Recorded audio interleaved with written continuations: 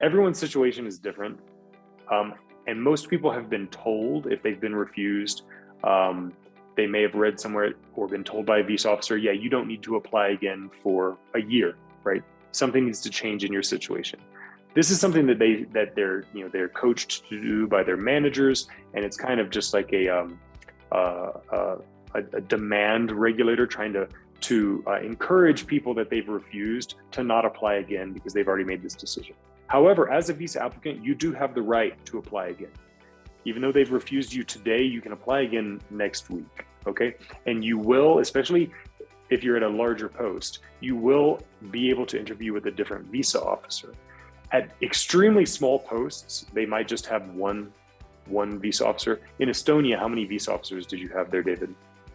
There was one officer and then a backup. So that my main role was to interview people who had already been refused by the main officer. Okay, so you basically you can go twice in Estonia, and then you've exhausted the entire bench of potential visa officers to interview. In China, of course, we've got 30 officers doing non-immigrant visa interviews. So you can be pretty sure that you're going to interview with someone new. And each officer can make whatever decision they feel is correct at the time of that new interview.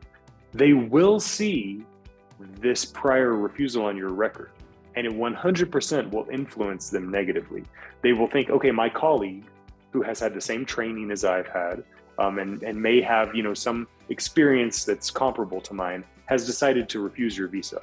So the first thought is something negative. And so it's your job as a visa applicant, if you're applying again, to turn that negative impression that they have of you from the very beginning. You have to turn it around and get them thinking positively about you from the very start. It's difficult, but it is possible.